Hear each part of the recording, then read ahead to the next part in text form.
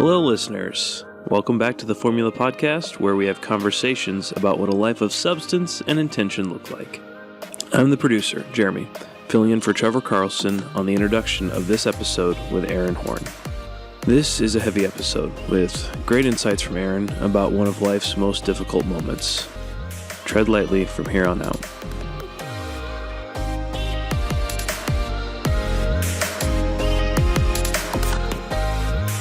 Sitting down with my friend today, Aaron Horn. I don't even know where to start to introduce all the different stuff that you do or the titles that you have. Do you want to start going down the list and let us know what the extraordinary Aaron Horn does? Well, I stay busy, that's for sure. So my full-time gig, I'm the Chief Operating Officer for a nonprofit in Cedar Rapids called the New Bohemian Innovation Collaborative, or NewBoCo for short.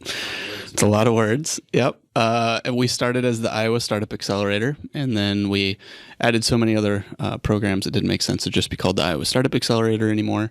So we focus on entrepreneurship programs, tech education programs, and corporate innovation programs. So everything that we do, which is probably 30 plus different things, all fall within those major categories. So that's my full-time gig. I've been a long-time IT person. This is actually the first job I've ever had that wasn't being the head of IT for some company. So I've been in several different industries, started up in ag manufacturing, and then I moved to healthcare software, and then I moved to the railroad. And all of that was before coming here to NewBoCo. And then, my side, quote unquote, side projects would include Beat Cancer Today, which is a nonprofit that we started 10 years ago now. And I'm on the board for Miracle Travel Works, based out of Des Moines, that helps families that have to travel long distances in order to get care for their kids. And I'm the chairman of the board for Candlelighters NYC, which is in New York City, and helps families that come to New York City to get treatment for their kids. That's a lot of stuff. I didn't even want to try to go down the list, but my first question is how do you have time to do all these things? Well, I don't. And dad of 6 kids too, by the way. So that's another thing that takes up a lot of time. No, the things that I do on the nonprofit side, besides obviously my full-time gig here, are really passion projects, and they all come from being passionate about helping those causes. So to me, it's really it's an honor to be able to do things to help those organizations and what they're doing. And some of them it's really just giving some advice or, serving on the board, things like that. Beat Cancer is probably the one that takes up the most time. But even that, obviously we're just doing that on the weekends, and it's a family affair. So the family loves to help out, and we all can kind of do that together. And you've been doing the stuff with Beat Cancer for quite some time, it seems like. And you guys have done some awesome work there and raised a lot of money for pediatric cancer research, right? I know some of this story, but I don't know all of it. And I was going to ask you why you got into this, but I think that that's probably your why. So with what happened with Eli, do you want to kind of talk about what happened and how that caused you to get involved with these programs giving back? Yeah, for sure. So that's really whenever people ask me about Beat Cancer and how'd you get into that, and I'm also kind of known for the fact that I wear all these bracelets on my wrist. Both wrists are covered in these bracelets, and so that usually opens up the question, what's all that about? So back in 2007, my son Eli was 3.5, and he was normal, happy, healthy kid. But then over the course of a week or two, we just started noticing that he was constipated. He was having a hard time with his stomach. He was just not feeling right. And so we would take him into the pediatrician, and they'd look him over and say, oh, yep, he's all backed up. And so, do this, he'll be fine. And so one morning he actually couldn't walk, and I was like, okay, this is a huge problem. So I called the pediatrician. I said, hey, I'm bringing him in. We got to figure something out. He's having a hard time walking. So this is serious. He said, yeah, absolutely, bring him in. So brought him in, did the x-rays again. And then he said, you know what, we're going to do a CT scan. And so they did a CT scan, and then he came in, he said, Aaron, he has a massive tumor, and it's down into his pelvis and up around his aorta, and it's massive. And he's like, you have to get him to the University of Iowa today. So you can either drive right now, or I can get you an ambulance. And I said, well, let's just get in the car and go. So we got in the car, we drove to Iowa City, which we were in Ames. So it was about a 2-hour drive or so. And, we went in, and they had already been called, and they said, we think it's something called neuroblastoma, but we're going to do a biopsy, and we're going to figure it out. And so within a day or two, they'd confirmed it was neuroblastoma, super rare childhood cancer. I think something like 600 kids a year get diagnosed with neuroblastoma. It was stage 4, which meant it was in the bone marrow. It was everywhere. And so within, 2 or 3 days, he's starting chemo, and he's, basically getting started on this path. And so, as you do, I guess you start Googling, and we figured out that the most advanced research in the world for neuroblastoma specifically was being done in New York City at Memorial Sloan Kettering Cancer Center. And so we called them, talked to them, basically went back and forth a little bit on what's the right course of treatment, and it's basically on you as parents to figure that out. And so you've got one doctor telling you one thing, you've got another doctor telling you another thing. And so we ended up going out there specifically for surgery because, I asked the surgeon in Iowa how many neuroblastoma surgeries he had done. And he's like, I've done, I think, 5 in my career. But, there's, a lot of these cancers, the tumor resections are the same. But the one in New York City did 5 a week. And so, because that's basically what he did, and that's what everybody was going from all around the world for was, for neuroblastoma research and surgery there. So I said, okay, well, no offense, but I'm going to go to New York and have the surgery done there. And then we'll go from there. So we did that. It was a 14.5-hour surgery, and he was literally peeling off millimeter by millimeter, like this tumor from all around the, renal arteries and the aorta, and is a big deal. So it took a while for him to recover from that. And while we were there, they said, hey, why don't we go ahead and as he's recovering, let's just hit him with another round of chemo. So we did that. And then when we came back, he was having some side effects from that chemo, and the doctors in Iowa were pretty upset about how much they had given him. It was off of their protocol. It wasn't what they would have done and all that. So essentially they said, look, you need to make a decision. Are you going to get treatment in Iowa, or are you going to get treatment in New York? You can't really do this whole back and forth thing. And so we're like, okay, well, I guess we're going to New York. So we packed up, I think the week after Thanksgiving, drove out to New York City, and we were there for 1 year straight. We had a 2-week-old baby at the time. So Eli's little brother, Isaiah, with us, and he basically grew up his first year in the Ronald McDonald House in New York City. After 1 year of treatment, basically something called 3F8, which was an antibody treatment that they were doing for Eli, it had cleared up all of his neuroblastoma. So his scans were clean. We were going basically back and forth then at that point from Iowa to New York for treatment. So he would just get that treatment done just in case there was something microscopic they couldn't detect, excuse me, on the scans. And we did that for quite a while. And then there were, over the course of several years, there were setbacks with, found a new spot on his brain, had to have brain surgery. There was problems with his gut, so he had to have surgery in his stomach and, all these different things. But for the most part, he could go to school in Iowa, and then we just take off for a week or something in New York whenever he needed to have scans or treatment or whatever. We did that for quite a while.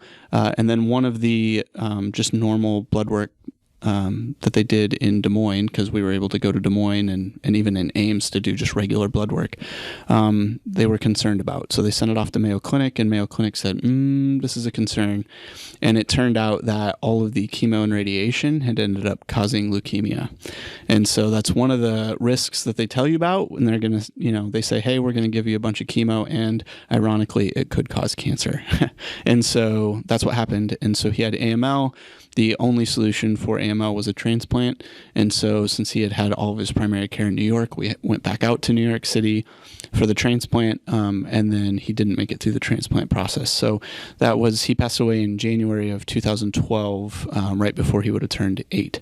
So that was our, journey. And in that process, so in 2009, we had kind of gotten together with several other families that really wanted to give back to the organizations that had supported us as families going through this fight. And specifically, that was the University of Iowa Dance Marathon, Children's Cancer Connection, and the research that is being done specifically for childhood cancer is done out of Philadelphia with a group called the Children's Oncology Group Foundation. And so there are hundreds of hospitals around the world that subscribe to COG protocols. And so, if there's research being done for childhood cancer, it's being done at COG, and then it's being pushed out to all these hospitals to say, hey, this is, if you get a stage 4 neuroblastoma, high risk, MIC amplified, age, whatever, this is the protocol you should use. And that all comes out of COG. And so, obviously for us as parents, research was a really big deal. And the amount of research funding that's out there is super, super low. So, for example, the National Cancer Institute gives 4% of their federal funding towards childhood cancer research specifically. And obviously, as parents, we're like, that's not enough. So we support those 3 organizations, and the idea was just, in Iowa, we don't have any professional sports teams, so everybody's crazy about the Cyclones or the Hawkeyes or the Panthers, right? And so there were 2 moms sitting by the pool, and one of them saw someone walk by with a Beat State shirt on, and then like 20 minutes later, somebody walked by with a shirt that said Beat Iowa. And she said, wouldn't it be cool if everybody was just behind Beat Cancer? And that comment kind of sparked this idea of, we could do t-shirts that just say Beat Cancer, that are in black and gold and cardinal and gold. And we could do that as kind of an awareness and a fundraiser for these organizations that have supported us. And so in 2009, we started that, and they were wildly successful, super simple. I think that's what people love about them. They just say Beat Cancer, and they have the Tiger Hawk logo on them, or they have the Iowa State logo on them. And so it was super popular, and we started doing, high schools and middle schools and things like that, because there were kids at these schools that were being diagnosed, and the community wanted to support them, and this was a really cool way for them to be able to do that. And so in 2012, we became an official 501c3. We got Beat Cancer with the gold ribbon trademarked, and we've just been continuing to do corporate t-shirts and high schools, middle schools, like we've always done, and then we do a big fundraiser every year with a silent auction, and we bring in doctors and kids and all these people to speak about what these organizations mean to them, and we raise a lot of money for that. And then the last thing we added last year were scholarships. So obviously dealing with childhood cancer is a real financial burden for families. And so we wanted to offer some scholarships for both the survivors and siblings of kids that had fought cancer, so that if they wanted to go on to college or just secondary education after high school, that we could offer them a little bit of help with that. So we have $2,500 scholarships for them. And then for low-income families, we also have some $5,000 scholarships to help them with their college expenses. So that's the very long story of kind of how we got into it, why, and what we do. Well, thanks for sharing. I feel like I've heard roughly like tiny parts of that story over the years, because we've known each other for probably like 6 or 7 years at this point. Too long. As I'm listening to your story, I'm like, one of the questions that comes to mind is, what changed for you, and like how did that change like your perception just in general? I'm so curious, like what if before all this happened you were the same Aaron Horn that I know now, and what, I don't know, man. I guess I'm just curious, like what went through your head, and how did that really change how you looked at your like day-to-day life, and just like how did it change your perspective in general? Yeah, that's a great question. I think maybe 2 things. One, from a faith perspective, I think, being a Christian, one of the things that I guess I grew up in a Christian home, and so I was always around, church and things like that. And so from that perspective, I basically could fall back on my faith of like, okay, I don't know why this is happening, but I believe that, God has a purpose, or God has a reason, or at least that God has it under control. And I also knew enough to say, to try and really be honest with God when I was praying, to say, I'm not just gonna tell you that I know why all this is happening and that it's all going to happen for good and all that. You know very, very well that I want Eli to be healed and that I want Eli to be okay. And that I think we can go on to do some amazing things when Eli beats this thing. And what a great story to tell, right? That's my version of how this should go. And, fast forward several years later, that's not how it went. But I always could fall back on just understanding that I really did believe that God would use this situation in some way for the positive. And one of the things that I started doing with the faith that would be true is I started blogging everything for a couple reasons. One, just to help. There were so many people that wanted to know how Eli was doing and what was going on and all of that. It was really hard to keep up with informing everybody. And so I created this blog so that people could follow along and know how to pray for him and what he was going through and all of that. But also, when Eli was first diagnosed, I went out and tried to find stories and tried to find people who are fighting the same type of cancer and for ideas and what to do and that sort of thing. And I came across a few blogs where parents were talking about Memorial Sloan Kettering Cancer Center, and we tried this and we tried that, and it was very helpful. So there was a practical piece of it, and then also just the wanting to let people know what was going on.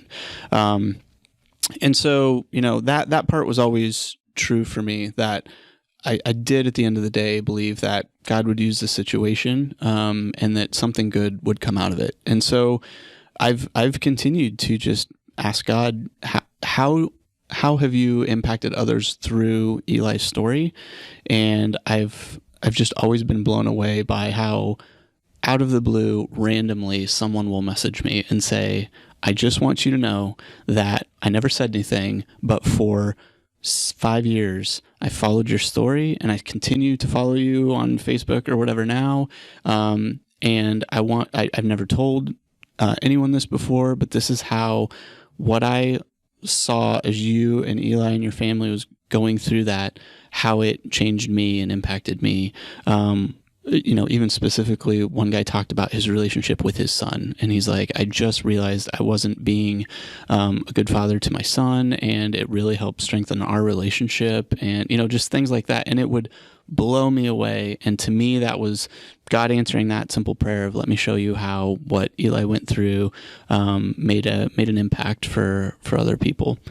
And so I've met tons of people at the Ronald McDonald House, for example, in New York City, from all different walks of faith.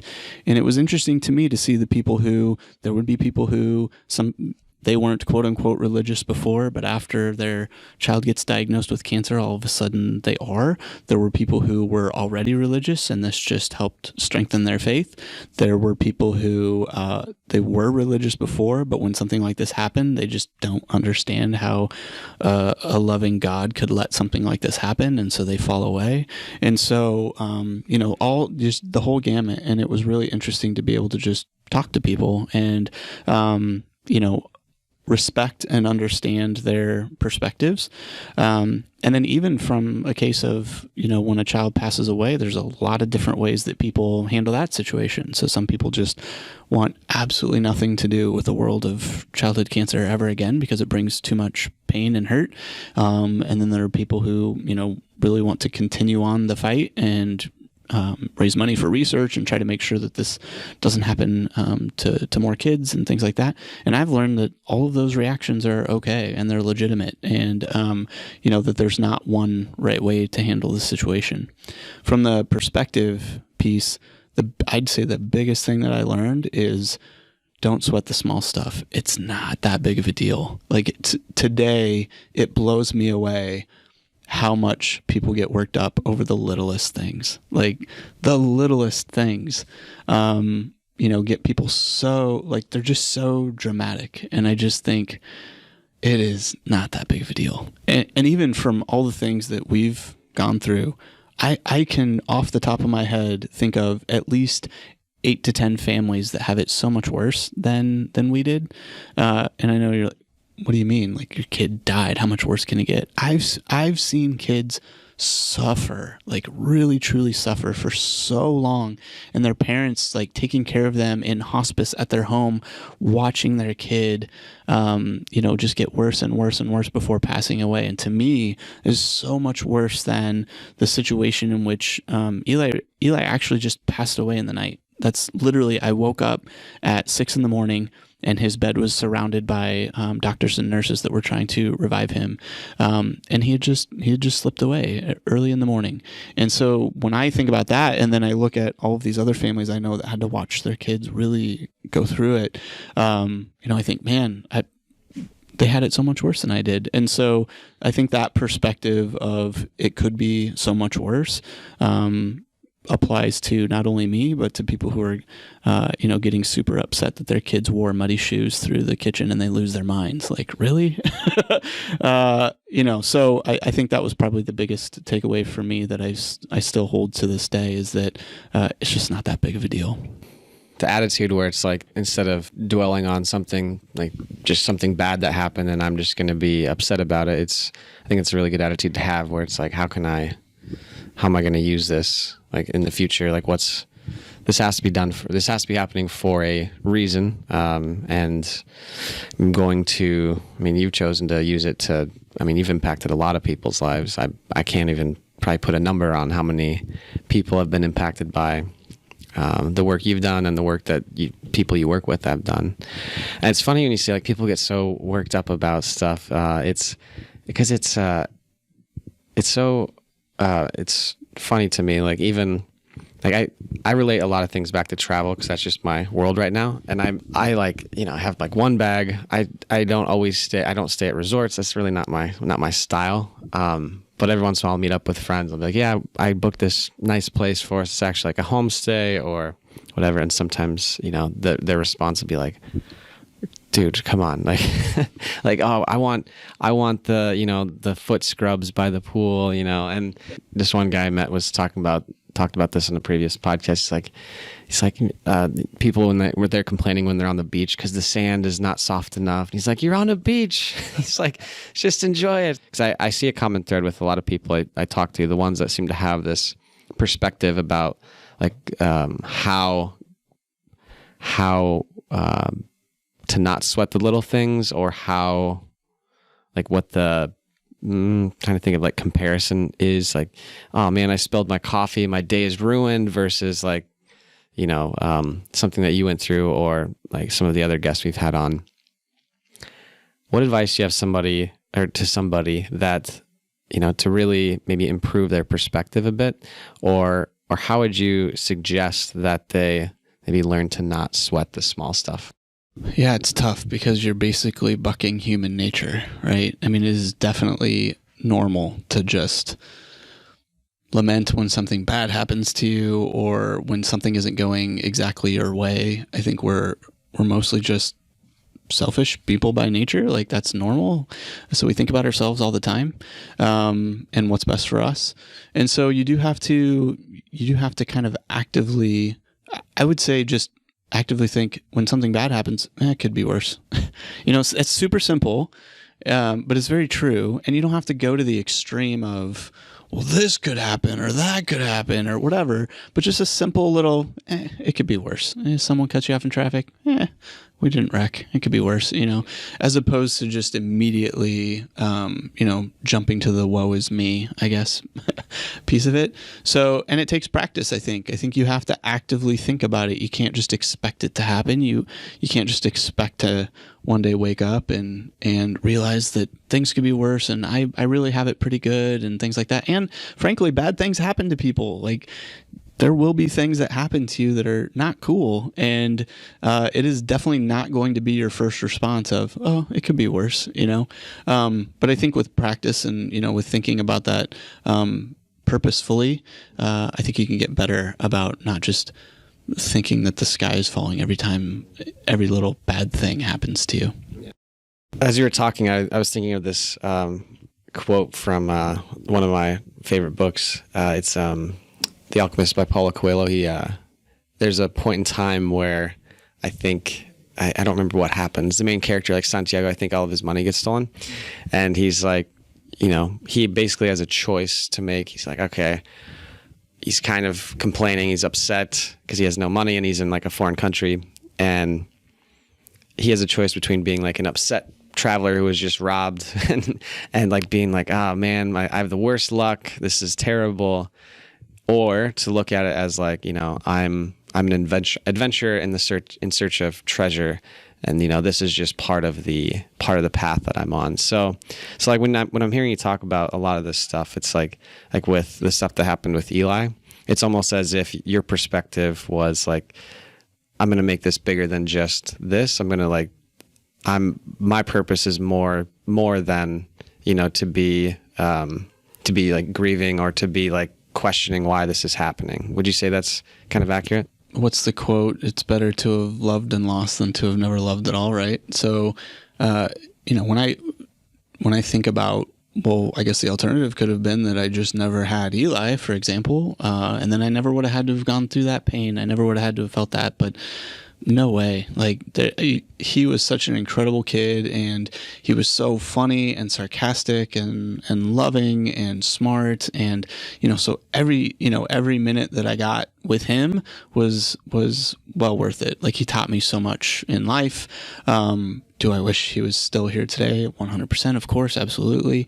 But would I have wished to never have had him so that I didn't have to feel that pain of that loss?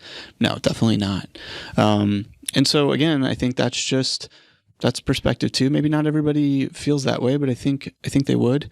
One of the things that, if you look at the pediatric cancer world, and especially around fundraising and foundations that start, you're going to notice that a lot of them have a kid's name attached. I've never done that because we have the whole Beat Cancer thing, and I've kind of poured all my passion into that. But the reason for that, and I think it's 110% legit, that people create these foundations with their kid's name, but I'll tell you why they do it is because they are so afraid that their kid will be forgotten. They are so, it is a crippling fear that your kid, people will forget that your kid ever existed. And one of the things that exacerbates that problem is that a lot of times people won't talk about your kid in front of you if your kid has passed away because they're afraid. I guess maybe they're thinking they're going to make you sad, which I totally get. That makes sense. But you're not, you're not going to remind a parent that their child passed away, right? That is something that they're dealing with every single day. What you are doing when you talk about their kid is that you're showing them that you remember them and that you had great memories of them. I legitimately do feel somewhat bad for people who never got to meet Eli because he was so funny. And I think that people who did get to meet him, I think they feel extra, I guess, blessed by the fact that they knew him and they got to interact with him and they got to see how fun he was. And so for me, it's when especially when those people who knew Eli and actually got to hang out with him and meet him, talk about him, I love hearing that, and I love hearing stories from people that maybe they think I already know, but like, hey, remember that time? And sometimes I don't remember that time, and so I love hearing stories about Eli, and so that's why a lot of these nonprofits and these organizations exist with the kid's name on it, because the parents are just wanting to make sure that legacy lives on. I want to ask like two questions. I might cry when you answer them, but so first one, what do you think the biggest lesson you learned from Eli was? Biggest life lesson from Eli, I would say, truly the thing that we talked about as far as not sweating the small stuff, that definitely came out of that situation. Is certainly the biggest thing I think I've learned in life, is that it's not worth getting all worked up over the little things. My wife and I were literally just joking about that last night, about all these stressful things that are going on, and we're just like, whatever. And she even said last night, she's like, do you realize that most people would not be blowing off these stressful things that we're seeing right now, and because it's all perspective. So that, I think that was big. And then the other huge thing I think I learned from that whole situation and from Eli is, well, first of all, from Eli, he really just took things as they came and really didn't question them. One time he asked me, why is this happening to me, or why did this happen to me? And so, I mean, it knocked me off my feet. I really didn't even know, how do I answer that to, I think he was like 6 or maybe 7 at the time. Like, how do I even answer that? And so I said, buddy, I don't really know the best answer for that. Except that, I really think that God knew that you were strong and that you would fight this, and that a lot of people would see what you did and would be inspired by you. And I think a lot of people will come to know God better because of the fight that you're fighting and how strong you are. And to him, that was a perfectly good answer. He just kind of nodded his head and, yeah, sounds right. And so he just took everything as it came. One time when we had to tell him that, after feeling quote unquote normal and having beat neuroblastoma, we had to tell him that a new type of cancer had come back. He just kind of quietly pondered it. And then he looked up and he said, I'm ready to fight. And that blew me away, because he never really talked like that, but I could tell that came from his heart, and that he knew what was coming ahead, that it was more medicine. It was more crap time in the hospital. It was going to stink, but that he had done it before and that he'll just do it again. And so that level of strength and that, just resilience is probably one of the most inspiring things that I've ever seen. I didn't mention this before, but the 3F8 treatment that he went through, it was essentially you take a bunch of medicine to build up your white blood cell count. And then this medicine actually highlights the neuroblastoma cells, because obviously your body doesn't recognize that it's got bad cancer cells growing, and so it just lets it happen. Well, the 3F8 highlights the neuroblastoma so that your own body says, oh, that's bad, and attacks. And so you beef up your white blood cells, so there's tons of white blood cells in your body, and then they all go attack the neuroblastoma that's being highlighted by this 3F8 marker. The only side effect, the only long-term side effect, or I guess there are no long-term side effects, but the only short-term side effect is that it also highlights your nerve endings. And so it is the most excruciating, most painful, probably 3 hours. It goes over the course of 3 hours every single day for 5 straight days. And it's kind of horrifying, but the 9th floor of Memorial Sloan Kettering Cancer Center is full of kids getting 3F8, screaming down the hallways in pain. Like, it's incredible. The parents are crying because they're watching their kids go through this insane amount of pain. And so they would do that, and you can't knock them out for it. Like, you can try and give them drugs to help with the pain as much as possible, but it's still excruciating. And then they'd have like an hour of just kind of recovery, whatever. And then you'd put them in a stroller and kind of wheel them back to the Ronald McDonald House, and maybe they'd rest a little bit. And then by 7 or 8 o'clock at night, these kids are running around, playing, having a great time with their buddies at the Ronald McDonald House. And then the next morning, they get in their stroller, knowing that they're going to go into another day of 3F8. And they know that that's what they need to do. They know it's going to be super painful, but they don't refuse to do it. The resilience and the strength that they have to say, okay, this is what I need to, this is what my parents and my doctors are telling me I need to do to beat this thing. Let's do it. And so that kind of strength is insanely inspiring. Yeah, I can't even imagine. That just sounds like I can't even imagine walking down that floor, or imagine like having your nerve endings attacked by your white blood cells. That sounds intense. So second question, because we've talked a lot about, like cancer and that sort of thing. When you think of like your best memory of Eli, what comes to mind? Oh man, that's so hard to even just pick one. So I mentioned how funny and sarcastic he was. Always loved playing pranks on nurses and things like that, he would like fill syringes with water, and then hide them in his bed. And then when the nurse would come, he would like squirt them, with a syringe full of water to take them by surprise. He would, the funniest story, I think, from Eli was we were at Memorial Sloan Kettering Cancer Center in a inpatient room, and we were sharing it with someone else. And there was a curtain that was drawn.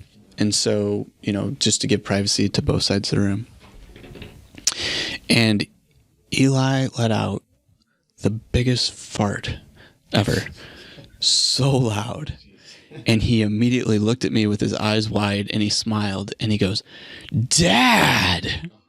He's totally blaming it on me for the sake of the people that were on the other side of the curtain, and everybody was just dying laughing. But like, that was his humor. That was, even when he's sitting in a hospital bed, going through treatment, he still had such a great sense of humor. And he also, I never talked down to him or tried to baby things or sugarcoat things or, things like that. So the nurses and the doctors were always blown away by the level that he was engaged in his treatment, and like even just using the right phrases and the proper names for the medicine, and just asking questions. And so so in turn they would answer his questions very honestly and medically, and not try to water it down for him. And so it was really fun just to see him interact with other people and just see people's reactions when they're talking to, a 6 or 7 year old, but who's a little man, and asking really smart questions, and is really, engaged with the doctors. And so, just his intelligence and he definitely got my sarcasm. So he was very sarcastic and very funny. And so, those are the things that, even to this day, I really miss. And so, I've obviously got lots of kids, and they are all amazing. And, even when I start to see some of those things that remind me of Eli come out of some of the little boys too, as far as, making funny jokes or being sarcastic, it just makes me think back and like, yep, that's Eli. I remember how sarcastic he was. And, so those are some of my favorite memories of him. Yeah, I just wanted to make sure and ask that, because I feel like a lot of the focus gets put onto the struggle and the other parts. So I'm sure there's a lot of good memories that go there too. Now, I know there's a lot of people out there, like myself included. A lot of people go through like tough shit in life, and sometimes things can look a little bleak or be frustrating. What advice do you have for people that are out there that could be going through a rough patch, or maybe there's a rough patch coming? What do you tell them about getting through stuff like this? Or just, well, not specifically your situation, because maybe it's not on that level, or it's different, but what advice do you have for them? Like I said, I think it's hard for someone who's going through something very painful to just immediately say, well, it could be worse. Like, because at the time it doesn't feel that way, right? And, maybe not even just talking about small stuff, but even like really big stuff, like people who are really sick, or people who have been diagnosed with cancer, or, people who have lost their loved one, that is a big deal. And so, I think for, it really just depends on a person's situation, and what they have as far as like a community or a group of friends. One thing I would say is that just if you have anyone that you can kind of confide in and talk to about the real crap that comes along with bad things that happen, that if you have someone that you can do that with, to not just keep it all in, and to actually share with someone that you can trust. Because, I think the tendency is like, oh no, it's fine. Like, oh, we'll make through it, I'll get through it, whatever. And there's just a lot of stuff that you need to talk to somebody about. And so, I think we were super blessed to have such a great like church community, for example, that really kind of rallied behind us, but not everybody has that either. And so, basically finding someone that you can confide in and talk to. And honestly, if if there is nobody in your life that applies to, I'm a real believer in being able to go talk to a therapist or, somebody, because I know how your own brain can just twist things over and over and over again, and you can just kind of go down this bad path of just thinking on your own without talking out loud to somebody else and getting another perspective.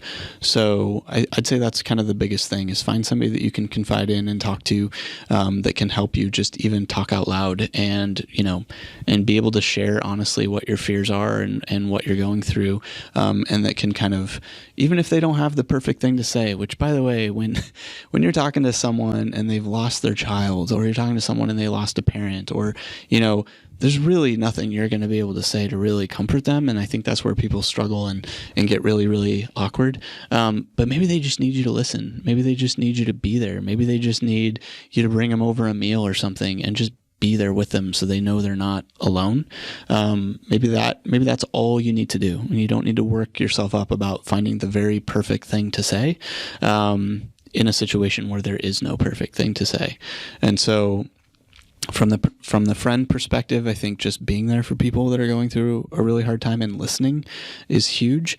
And for the people going through the hard time, finding someone that you can confide in and talk to is a really big deal. Yeah, I think that's excellent advice. Just sometimes it's just being there for someone. I mean, there's some health issues going on with my grandpa right now, and I think that my aunts and uncles all flew in to kind of help out with my grandma, and I think the fact that they're just there is more helpful than anything else. So you do a lot of, I mean, you give back a ton, like your time, financially. I mean, I'm trying to think of any other way you would give back, but I think those are like the main two. How do you recommend, like, so let's say people are listening to this, like, man, Aaron does a lot of stuff. He's contributed a lot to like Beat Cancer and to some of these other organizations.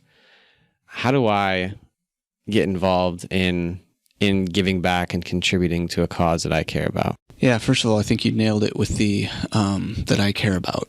That when people ask me like, oh, how do you spend all this time, working with these different nonprofits and all of that? And even to the one that I work with, full time at NuboCo, working with entrepreneurs, it's because I love it and it's one of my passions. And so when you're looking at how could I give back or what could I do, think about the things that you're passionate about and that you care about. Do you love animals? Then, work with an animal rescue league or something. And, I think there's plenty of opportunities that you can search out, volunteer opportunities, even just online. So for Beat Cancer, for example, we use a service called volunteermatch.com. And I can put out there, and I just did this, where I put out, hey, I would like someone, I have access to a grant database that's full of grants that I could apply for funding for Beat Cancer. I have no time to do any of that.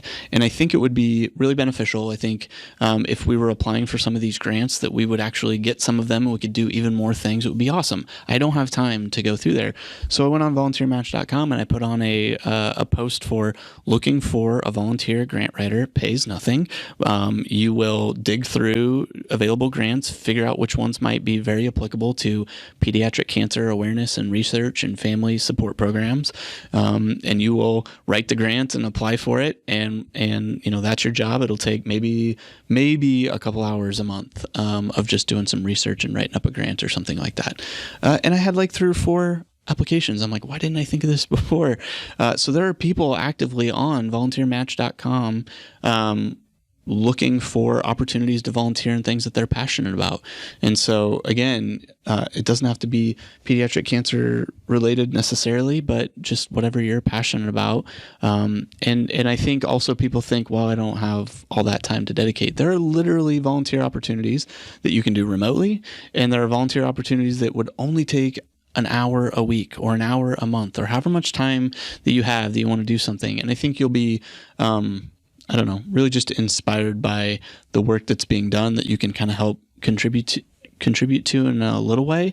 And I'm guessing it will probably suck you in deeper and deeper so that you'll want to do more and more. So a question I get all the time, or I don't even know if it's a question, but people share with me, like, I don't know what my purpose is. I don't know what my passion is. I don't know what I want to do. And I mean, I'm in the same boat half the time. I think a lot of us are questioning what our next steps are and whatnot. There was something I read at one point in time. I can't remember the book, but it said something like, I think it was Man's Search for Meaning, actually. If you don't know what your meaning is, it's just like, go out and volunteer. Like, go out and do something for somebody else. So I kind of think that that's like the key to finding your meaning or your purpose or whatever you want to do. Like, it's just going out and contributing to something, even if, like you said, it's for an hour a month, because I think there's no other feeling in the world. Like, I remember when I can't remember if you probably were there. We did the cleanup for the caregivers and whatnot. Like, dude, I would do that every weekend. Like I felt I loved being able to do something to help out these families taking care of people with different illnesses. And I don't know, what are your thoughts on like that? This volunteering or giving back as like a way to kind of find your purpose or your place.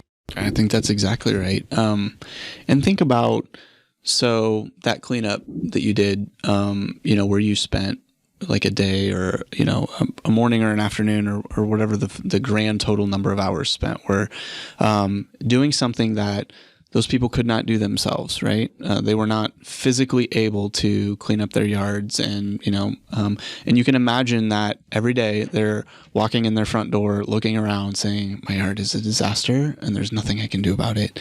I cannot afford to pay someone to come clean up my yard, so I guess I just deal with it." And then someone comes in with a team, it swarms their yard and cleans it up, spends however many hours it took to make it look amazing, and just what that did for that person. And then you got to meet them, right? And you got to know them a little bit. And then you got to see firsthand the impact that you dedicating your morning or afternoon or day to help and do some yard cleanup for someone else, how that impacted them in a much greater way. Like, I'm guessing maybe it impacted you because you got to meet this person, you got to be inspired by somebody. But for them, and just the amount of joy and relief and just thankfulness they had to see all these people come and do something super nice for them. That's world changing on a very small scale, but just add that up and keep doing that, and you're really changing people's lives and making their lives better. So I think, absolutely doing these volunteer jobs can help you kind of learn what your purpose is and what your passion is. So for example, our family, I guess the piece of the story I haven't told yet is that so my stepdaughter also beat neuroblastoma. We met in New York City at the Ronald McDonald House. She was a great buddy of Eli. And so she had the same kind of cancer as Eli. They were both going through treatment together at the Ronald McDonald House. And so now she's in 8th grade. Name's Dakota. She's doing great. She's been off treatment now for 5 years. And so for us, for our family, everything that we do for Beat Cancer, it truly is just a family passion. And so it is, if we're going somewhere to do table sales or, sell Beat Cancer shirts at a farmer's market or a fundraising event or a volleyball tournament or something like that, we're just doing that as a family. We're spending time together as a family, and it's something that we're all passionate about. So we still get to do the hanging out with family stuff, but we're just doing it around something that we're all passionate about and having fun selling t-shirts to people and raising money, right? And so there's ways that you can infuse family time into volunteering. It's obviously a great life lesson for your kids if you have kids, to say, hey, we're going to do something for somebody else today. And so even just Dakota's now like volunteering in the kids room at church on Sunday morning, like taking care of little kids and things like that, which is super important so that, the parents can enjoy service and things like that. So I think it's a really good lesson that you can pass along to your friends and family too, of, hey, we're just going to do something for somebody else today and reap the benefits of knowing that we did something really great. Yeah, that was really well said. I don't even know what to add to that. But I feel like I was listening to something recently, and it said something along the lines of like, instead of, when people think like, well, I'm having a bad day, so I'm just going to treat myself. I'm going to take myself out. And this person, I think some podcast or something I was listening to, they said, instead of taking yourself out, why don't you go do something nice for someone else? Because you won't just have like that, oh, I bought myself a nice meal, I got, pedicure, whatever. I don't know. I've never gotten one, so I've heard good things though. So instead of that, like doing something for someone else, and it has like much larger, much longer lasting impact on yourself and for another person. So I know we're kind of running out of time here, but just to wrap everything up, what message would you like to leave the audience with, and maybe like a call to action for them to volunteer for some of the stuff you guys are doing? Yeah, cool.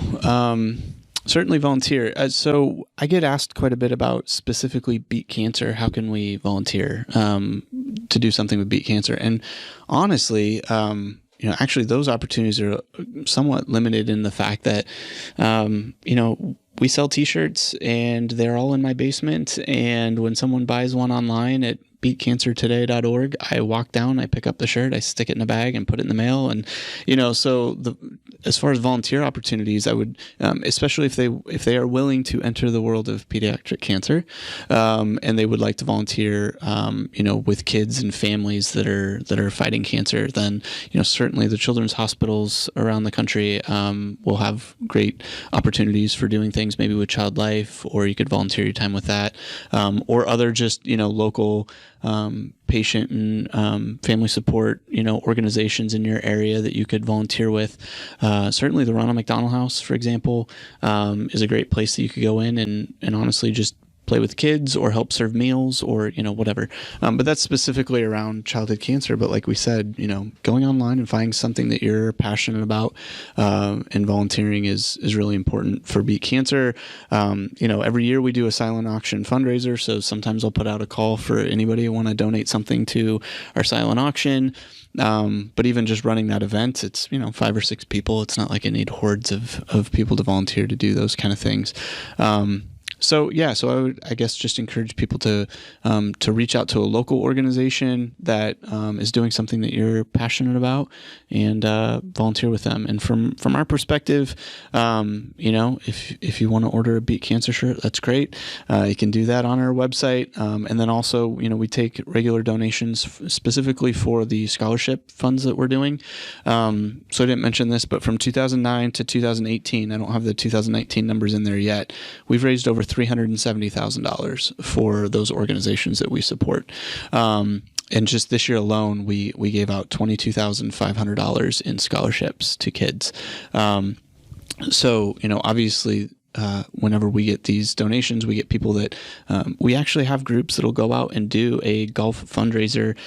They do all the work, and then they send us the check of the proceeds, which to me is mind-blowing and amazing, because we didn't have to personally do all the work that it takes to run something like a golf fundraiser, which, by the way, is a lot of work. And so to have those volunteers get together, do that, and then know that when they send Beat Cancer the check, that we're going to send that right back out to these organizations that we support that kind of cover the gamut of family and patient support programs all the way to research. I think that's huge. So anybody who wants to do something like that and do a little fundraiser, that's also appreciated. But again, find something that you're passionate about, jump online, or just talk to people in your, in your circle to say, what do you do for volunteer stuff? Because I think that's one of the other fun things too, is do it with a friend, like you mentioned, doing something for somebody else and doing that whether it's with your family or just one more excuse to hang out with your buddy, and you can both go and do something good for somebody else. I think is a really cool thing. Yeah, I agree. I think that getting out and volunteering is really important. So Aaron, I really appreciate you taking the time to stop by and chat with me today. It's been insightful, and now I'm like questioning, man, what else could I be doing to help give back? And if you check out the show notes, take a look at the some of the links that we throw in. Maybe we'll throw in some volunteer opportunities through Volunteer Match. If you want to check out a Beat Cancer shirt or hoodie, something like that, there'll be links there to check those out. So I really appreciate you guys taking the time to listen to Aaron and I have this conversation, and I look forward to you tuning in next time. Thanks to all of you for tuning into this episode. If I could ask you for a quick 5-minute favor, Please head over to your podcast player of choice and leave us a review. We would really appreciate it.